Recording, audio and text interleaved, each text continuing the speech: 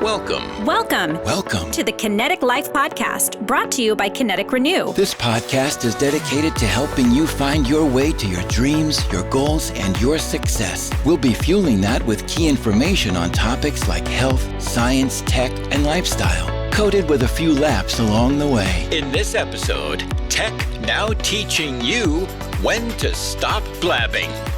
Stroke yourself when you're stressed. Burn fat with the help of an asthma drug. Reverse aging with the help of an arthritis drug. Are loud noises slowly killing you? Yep. A mucus inhaler will prevent you from getting sick. Plus, a few helpful tips and tricks to help you on your journey. And now we begin. Here's Michael Chalabutis and Dr. Mark Hertzberg. Welcome to another amazing show of the KINETIQ Life Podcast. I'm your host, Mike Chalabutis, with my good friend, Dr. Mark Hertzberg. Hi, this is Mark Hertzberg. Mike, you didn't mention if this was a great day or not. Oh, it's a pretty darn good day. This is a great day to do what we do. Pick the research articles we find the most interesting and see if we can rip them apart. Yeah, they try to make them sound confusing for the consumer, but we go through them and explain what is really going on, and or where they're wrong. You know the trouble? People think they don't understand science, when more often than not, people can't write science. It's them, not you. Sometimes, Mark, you might need help. I think you talk too much, and sometimes maybe we should help you with stopping. You talk too much, you worry me to death. You talk too much, you even worry my pet. You just talk. But enough of the 1950s music. Yeah, I was thinking more of, Kesha, blah, blah, blah, blah, blah, blah. Blah, blah, coming out your mouth with the blah, blah, blah. But I'm actually the strong silent type, but I don't like to rub it in people's faces, so I hide it by talking.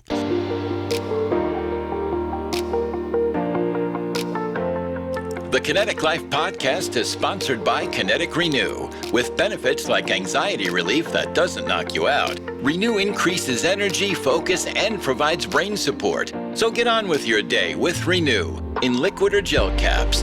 Visit KINETIQLife.com now and try it. That's KINETIQ Life.com now.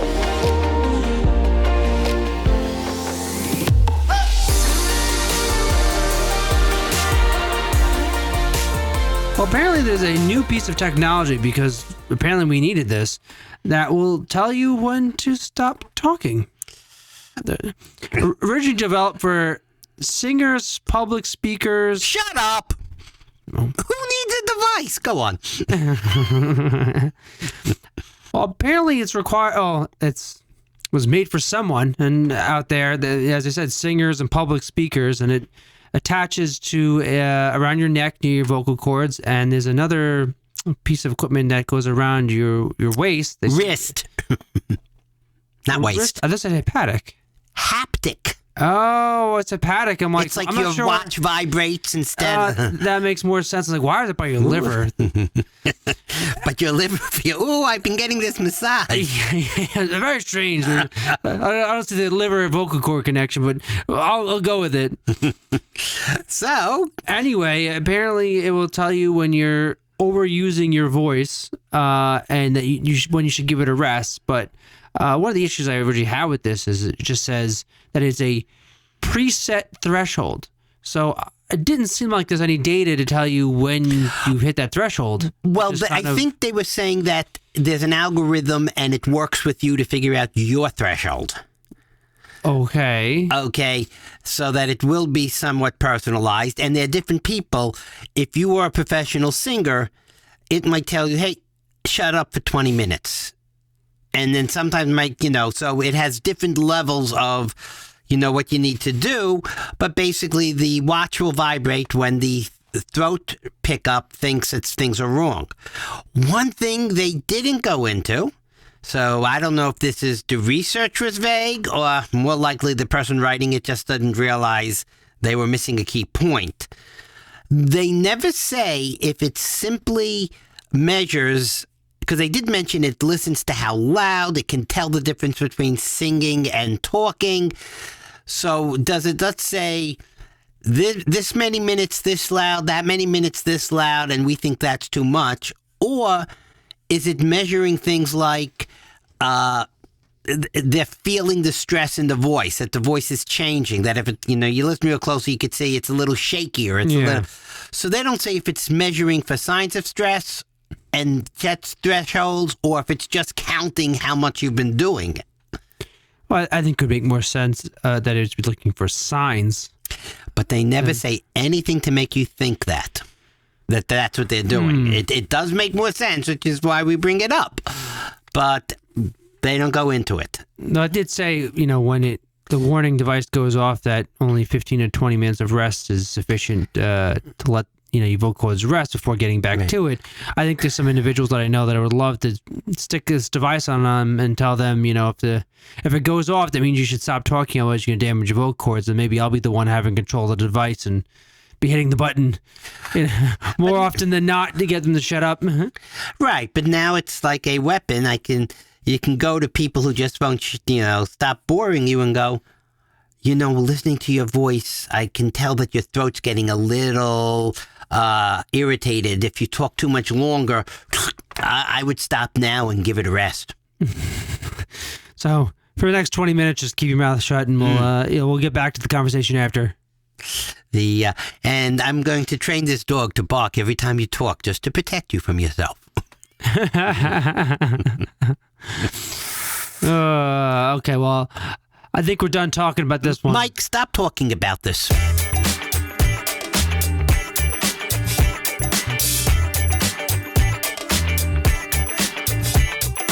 A year from now, you will wish you had started today. Author unknown. The only way of discovering the limits of the possible is to venture a little way past them into the impossible. Arthur C. Clarke.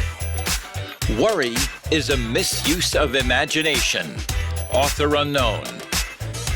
If you want to be successful, find someone who has achieved the results you want, copy what they do, and you'll achieve the same results. Author unknown.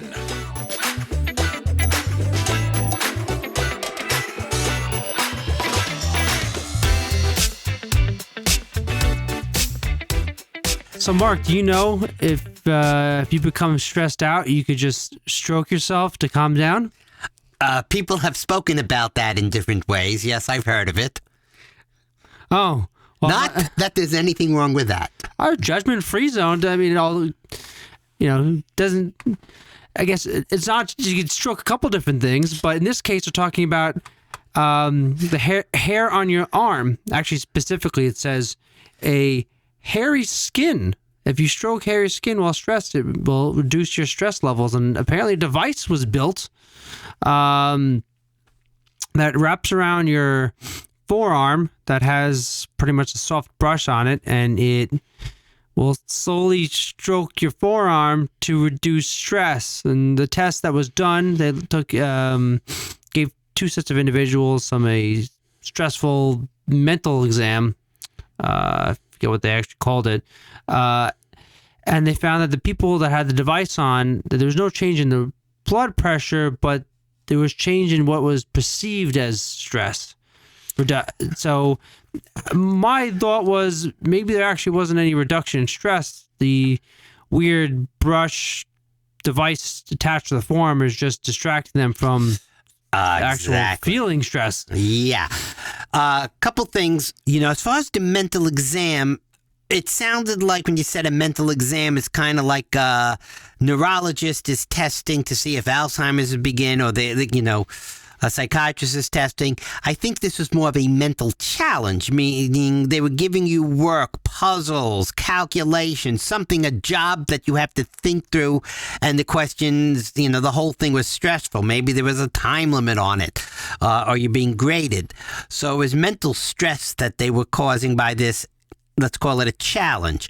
Now, one thing they never get into is why you have to stroke a hairy part, especially for those of us who are barely mammals and have pretty much zero hair. I'm closer, I guess, related to dolphins than apes. That's not going to happen. So they don't say what the hair thing is. I'm wondering, is it something to do with an article we discussed a few weeks ago that hair helps you heal from scars? I don't think so. Maybe they're just saying they don't want you rubbing scarry tissue. So in any case, they should have gone into that. If you keep saying it has to be hair, why? Bald guys unite. Nobody can pet you on the head and make you stress-free. Then what you said was absolutely right. Now, stress begets stress. So if you are stressing something and I make you perceive less stress, the cycle of stress can be broken. So in theory, distracting a person could lower the stress. But they absolutely say that did not happen. They say the measurements of physiological stress, they monitored heartbeat, blood pressure, things like that, were identical in the groups. So the stress and whatever the stress was doing to the body were the same. So as you said, this is just distracting them from saying there's too much stress. Well, then that's dangerous. Okay, that's the same as saying I'm going to numb you so when you accidentally stick your hand in the fire, you won't feel it and you will lose an arm. Yeah, no, that's a good way of putting it. The fact that they put this much research into built this device that looks like some kind of wacky, forearm pad with a rotating brush on it. Just seems a little mind-boggling when pretty much all the data is, like I said, the vital signs are saying you're still stressed, but they're like, well, there's a 50% reduction in perceived stress, so it worked. Like, did it? I feel better about things getting worse. Well, I guess that's what most things these days is with the, in this world. Just things are still getting worse, but if you don't realize they're getting worse or it seems like not as bad, then it's okay. Now, we've talked in the past many times about repurposed drugs. I'm just wondering if anybody taking part in this thing who had this mechanical thing placed on their arm to massage it, rub it, stroke it, whatever, snuck one home and said, I wonder if this can be repurposed. It needs a bigger battery. Fear of what other people will think is the single most paralyzing dynamic in business and in life. The best moment of my life was the day I realized that I no longer give a damn what anybody thinks. That's enormously liberating and freeing, and it's the only way to live your life and do your business. Cindy Gallup.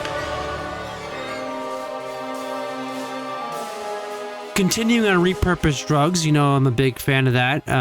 A new study showing the ability to turn yellow fat into beige fat with the use of an asthma drug.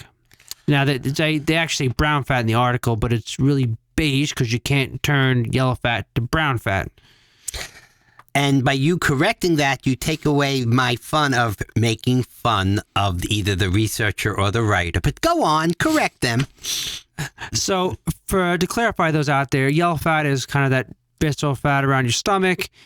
Brown fat is what you see on babies, which is has mitochondria in it, which are the powerhouse of the cell, and they can use up the fat stores to create heat. So by turning yellow fat into beige fat, it's mitochondria in your yellow fat, and the fat can be burned off as a source of heat. And that's where cool sculpting and a couple other things come into play. People jumping in cold water trying to burn off more fat, which people don't realize when they're running in their sweatsuits, they're just losing water weight, and you actually burn more calories in the cold than the heat, but that's for another time. Right. When you get cold enough and you shiver, you are trying to burn energy to heat up, and a lot of this is coming from the brown fat, which is full of mitochondria that is turning the fat into energy.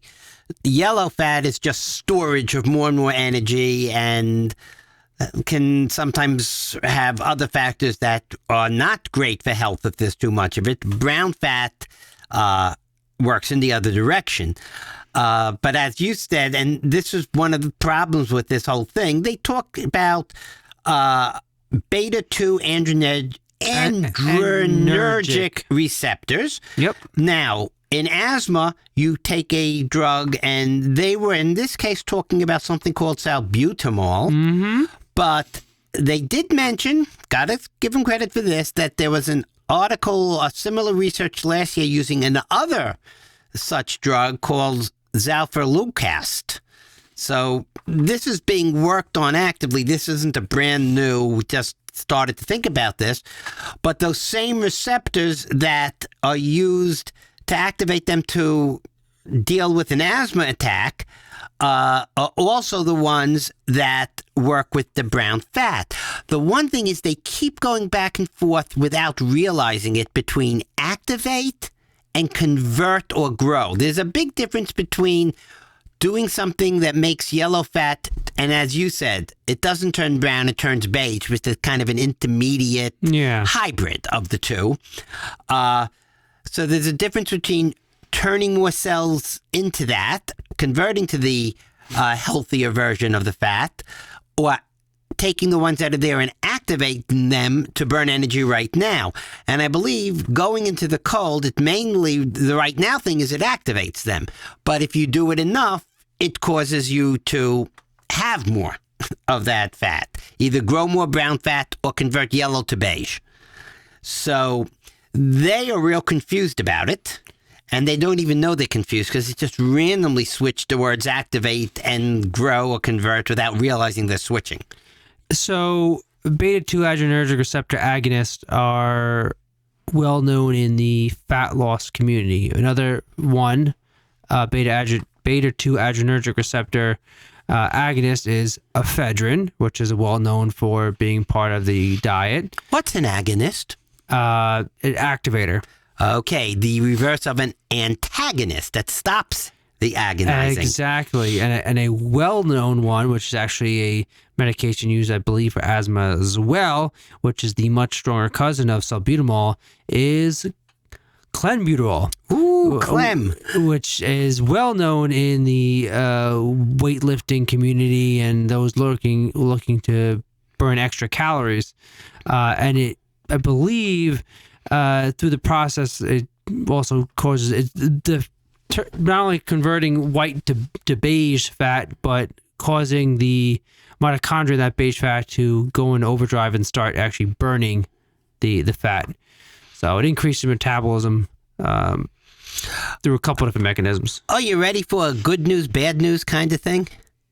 With the fact that it does a lot of work on your heart too?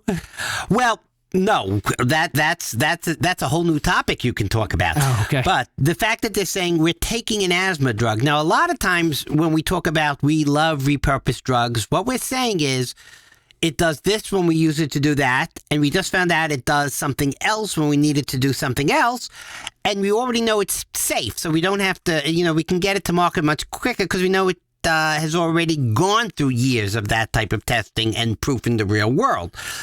But the flip side is, when you're talking something like this, the fact that we know these drugs, let's say, can be used for asthma means when we want them to do things with the fat, they're going to have side effects. They're going to do things like they do in asthma, which can be harmful if you do too much or if you don't need it. And if they can do that, they can do other things in the body. So they have to, this is not a drug that they're going to repurpose and saying we're using this asthma drug to do that.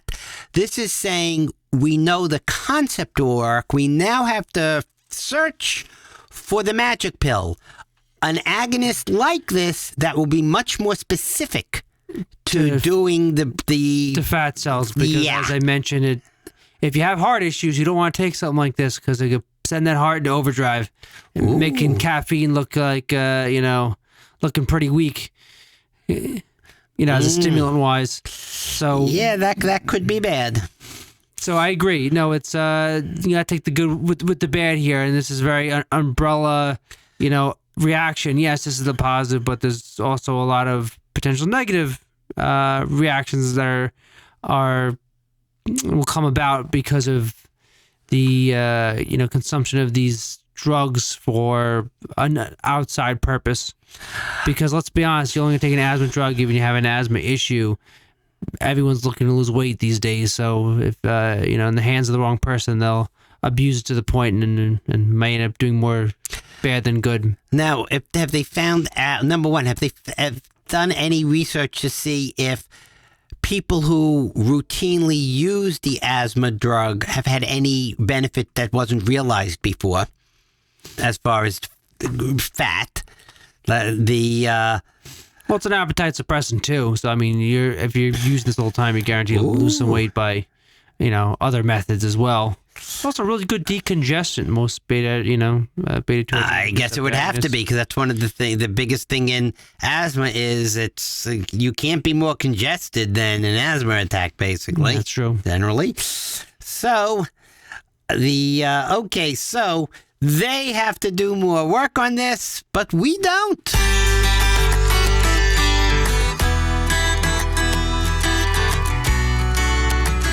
True freedom is impossible without a mind made free by discipline. Mortimer J. Adler.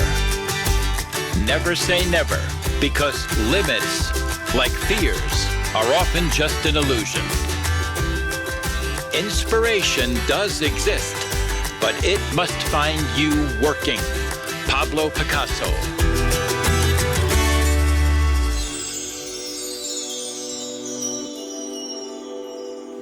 Continuing with the repurposed drug topic, there is another drug that maybe you consider the fountain of youth, or maybe something Dracula could have taken instead of all the other bad things he did to stay young. Dracula didn't stay young. He stayed the same age forever. Well, okay, so That's 6 and right. 1/2 dozen another. Oh, there have been vampire stories of, why did they bite me when I was 98? They should have bit me when I was 37. Or, why did they bite me when I was 9? I've been 9 for 900 years now, Well, this arthritis drug apparently has been shown to be able to improve the, perceived age of blood cells? Is that? Well, the whole thing about being like blood, they were talking first about the fact of, and have we discussed this before? I know we've discussed it off the air.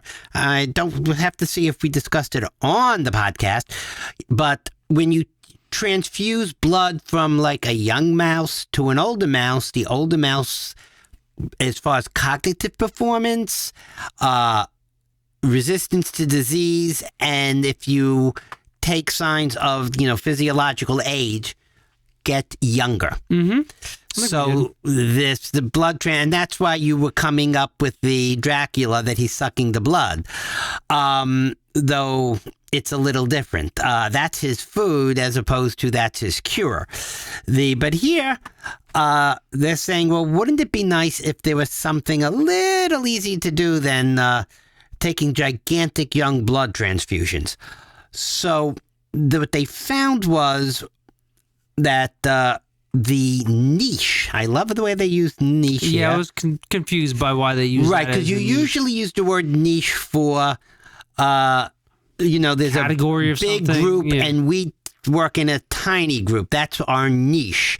Like, there are many supplements you can take, but our sponsor, KINETIQ, has a very specific niche of, making your stressful life hurt you less, calming down the stress.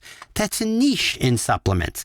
Here it's talking about niche as literally a physical area. Yeah. It's in the bone marrow where the blood cells are made. The stem cells. The stem cells that become the blood cells, the whole process. So it's really the breeding home, the nursery for all of these blood cells. They call that the niche. I'd call it the nest. You say tomato. And they're saying with time, problems happen with that. It's not as good. The physical structure of the breeding nursery is being damaged. And they're going, like most things, it's inflammation over time that does a lot of the damage. There's an increase in an inflammatory biomarker IL-1B, and for those who are out there, it's interleukin is what IL stands for, 1B, which is an inflammatory marker, and this arthritis drug blocks interleukin 1B. So they found that after giving, I believe on mice, this arthritis drug, and that improved their quality of the blood. But they did say that the improvements were even better when they were given prophylactically to younger mice as they aged. So they're starting them sooner and continuing to give it to them was a better long-term result than just giving the older individual that already had problems. Right. So in a way, they're saying if you have a dilapidated, rundown factory and you're still using it to make stuff, the quality of the stuff you make is going to be bad. And if you if you clean up the factory, refurbish it, it's going to produce better products. So the blood is better from a cleaned up niche where it's being made, and the better blood improves everything it services, which is your entire body. You say niche, I say nest. Now let's move on to the next.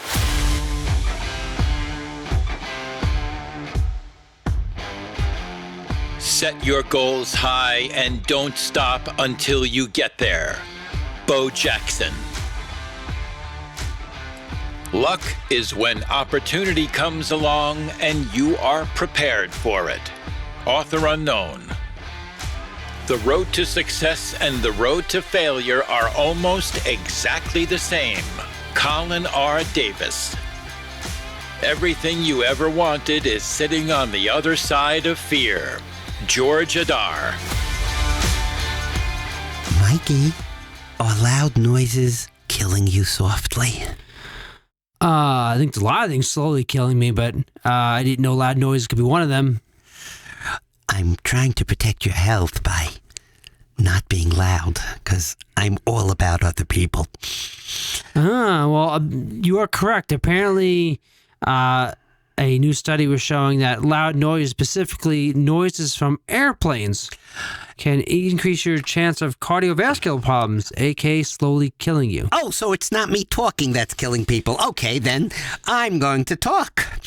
Yes, they have found that they always knew that, let's say, if you have a heart attack, they keep things quiet, that loud noises aren't good. But they were kind of thinking like the shock, the jolt will give you a heart attack. What they've actually found is if you hear loud noises before a heart attack, it actually starts a lot of bad processes in the body and a lot of inflammation processes in the body, and it can induce one. If induce one, or if you just happen to have one, the inflammatory response will be much more overkill and cause much more damage. Yeah, they found that loud noises increase inflammatory cell accumulation in the heart and blood vessels. And of course, the louder the noise is and the more consistent the noise is, the more of the buildup, which can lead to, blood flow blockage and or eventual heart attack. So when we talk about things like glycemic jolts, ups and downs, and things like that cause, chronic inflammation and bit by bit damage to heart and the vessels, so can having constant loud noise. It becomes a new risk factor up there with smoking. So, I would imagine anyone that's working at the airport, whether it's the airline pilot to those working the ground, have a much higher likelihood of a cardiovascular event, some kind of heart attack, or, what if they built that into Comet Pay? Insurance companies charging more for insuring those individuals? Yeah, you also, when you have all the, it's not just plain noise. When I'm saying now, I literally, at 2 a.m, there are cars with stereo so loud, I can feel vibrations in my bedroom 2 stories up. Oh, it can't be good for the person in the car. So forgetting the fact that being constantly woken up by that noise is bad for your health, even if you sleep through it, it's bad for your health. The only solace you can take is the person sitting in that car is not only going deaf, not so slow, so they don't even realize how loud it is anymore. It's killing brain cells directly. Forget, so it's attacking their health in every which way. I can't wait, somewhere 10, 15 years from now, you're going to have some of these morons suing that it's not their fault they played the music too loud. It's the company who sold them the speakers, and they're suing just like people sue the cigarette companies. Oh, they'll be dead beforehand. That's natural selection. We don't have tigers chasing us anymore. Well, the smokers live long enough to sue the companies that they bought from. Oh, last week we talked about how silence is golden and, that's the right. benefits of silence on the brain. I think that was more than a week ago. That was a while ago. And now we're talking about the detriment of loud noises. So, some little quiet time is probably good for you. That even falls in line with all the, the studies out there talking about spending time in nature. More often than not, if you went into the middle of the forest, it's going to be a lot quieter and cleaner air and overall just better for your health. Sure. And the sound that wakes you up might be a lion, which is detrimental to your health. Oh, you can't get everything, Mark, okay? Well, hopefully in the jungle the lion sleeps tonight.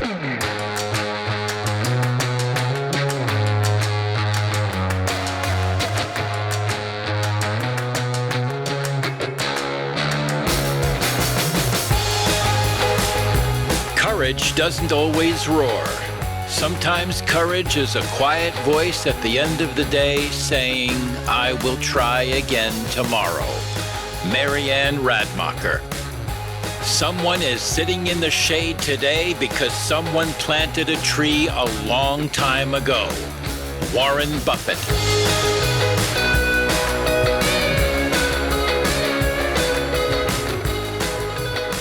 So, everyone thinks mucus is a terrible thing, but it actually does wonders, and it's actually a very important part of your, homeostasis, whether it's your esophagus and more importantly, your lungs. Besides keeping it nice and moist and controlled, mucus protects you from a lot of different bacterial and viral infections. It is your filter. Mm-hmm. So this new product, I guess, if you want to call it, Mark, drug. I'm not even sure what you. I don't know if it's really a drug.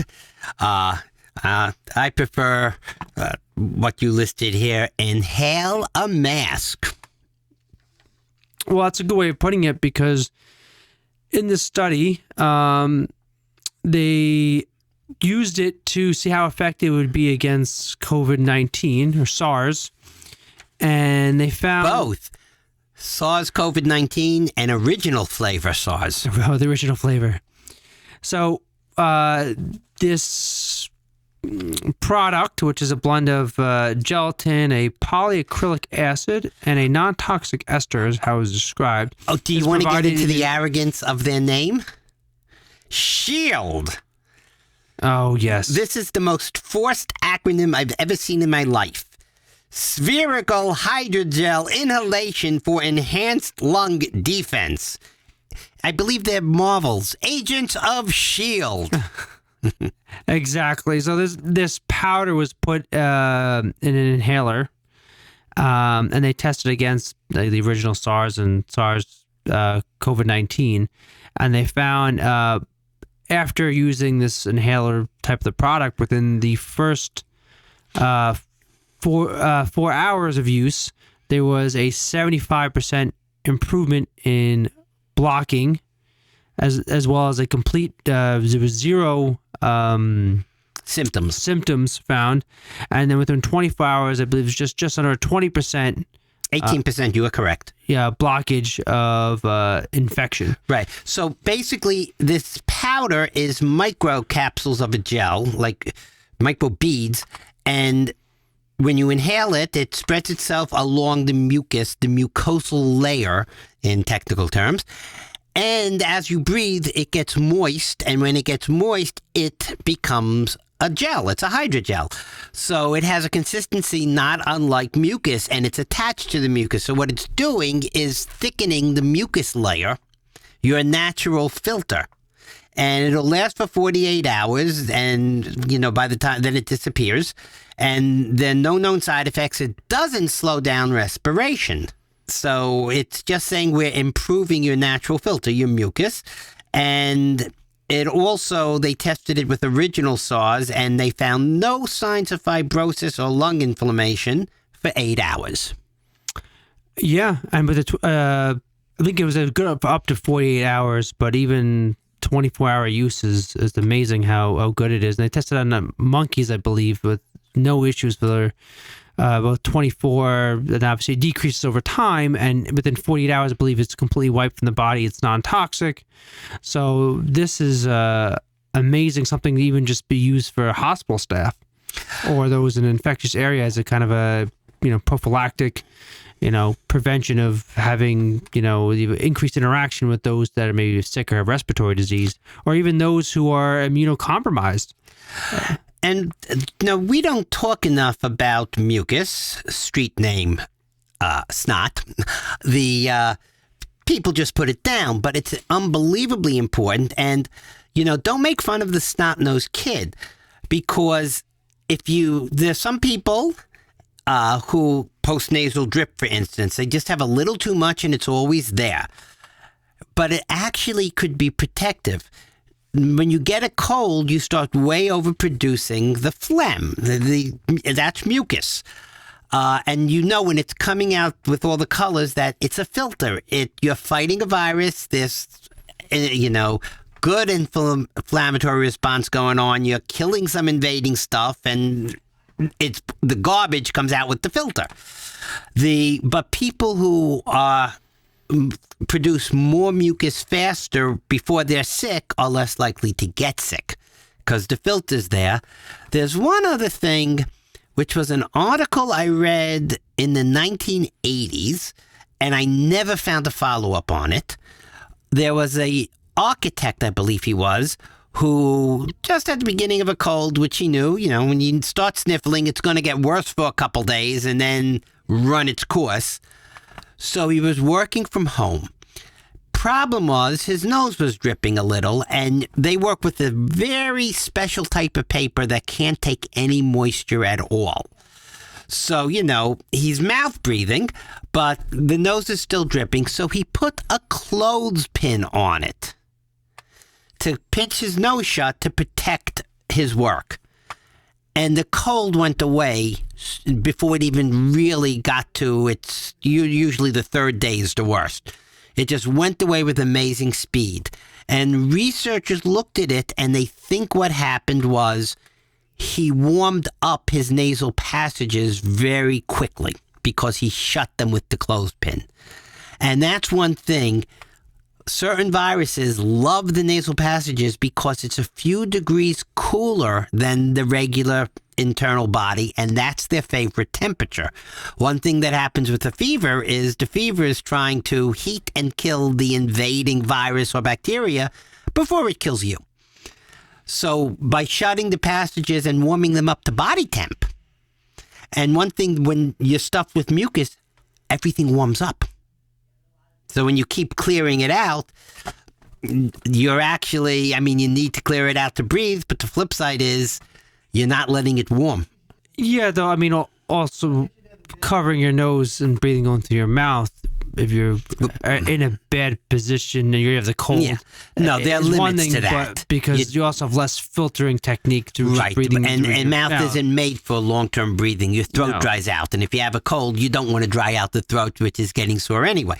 So, yeah, they weren't. The one thing is I never saw follow-up research on this. And a lot of times we talk about an article and say, this is the beginning, not the end. And you hope that next year or 2 years from now, you say, hey, we took this further and we're testing a treatment now. But sometimes you just never hear these things again. Yeah, I don't know. They just take things, you know, the research just disappears, or they just never look into it further. Right. Or sometimes maybe they find it was wrong, but you never get an article of that. saying it was refuted. Yeah, Right, that wasn't what happened with this guy. It was a weird... So, remember, one anecdote doesn't prove of anything. So, but one way or the other, having a good mucosal layer filter is good, and this can help it. Especially non-toxic. It's in an inhaler, like I said, for, whether it's a hospital staff or someone immunocompromised, this is much better than taking, antiviral drugs or anything like that, all the time. Right. And again, this is, once you're really immunocompromised, this is just a little drop in the bucket of help. But just like when you start saying you want to stay away from everyone, so every layer of protection, keep in the bubble, so these are all just trying to have shields, filters, so this is one more in the arsenal. Well, I don't know if there's anything that can follow that topic. No, it's interesting and cool technology, and I'm excited. A lot of, we are making amazing progress in the side of medicine and medical technology. Unfortunately, it takes forever to get from. Well, most things take forever to get from research to being general public use. Not all, but we'll save that for another time. Speaking of another time, it's time to start preparing for the next time by ending this time. Very true.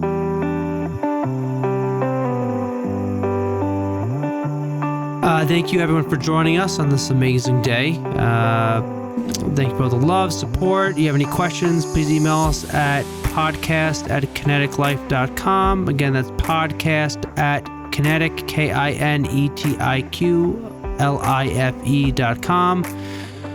Subscribe, share, like. I'm your host, Mike Shalvudis. I'm Mark Hertzberg, the guy who's here with your host, so I guess I'm being hosted in person. Until next time, goodbye. Bye-bye. The KINETIQ Life podcast is sponsored by KINETIQ Renew. KINETIQ Renew is a 4-ounce shot of all natural ingredients that deliver some amazing benefits, like improved mental clarity, long and short-term focus, and improved memory and cognition. Plus, KINETIQ Renew improves mood with the added benefits of anti-stress and anti-anxiety. Here's what people are saying. I drink a bottle of KINETIQ Renew, and I'm in a better mood. It's like waking up on the right side of the bed. It's great. My mental focus is clearly better. I do notice that I have better clarity. Definitely improves my mood for sure. It reduces my stress. Visit KINETIQLife.com today. Log on now and use promo code POD1 for 30% off. That's 30% off your order when you use promo code POD1. KINETIQLife.com. KINETIQ Life.com. Do it now. You're going to love KINETIQ Renew. Thank you for listening to the KINETIQ Life podcast. Catch a new show every other Thursday. You'll find us everywhere you can listen to a podcast. And remember, be safe, have fun, and go for your dreams. This podcast is for entertainment purposes only and should not be considered professional advice. All comments, jokes, views, and ideas expressed are those of the hosts or guests and do not represent any company or organizations with whom they may be affiliated. Always make sure to consult your own physician before starting any new diet, supplement, or exercise routine. Oh, and there's one more thing. If you're working on something that you really care about, you don't have to be pushed. The vision pulls you. Steve Jobs.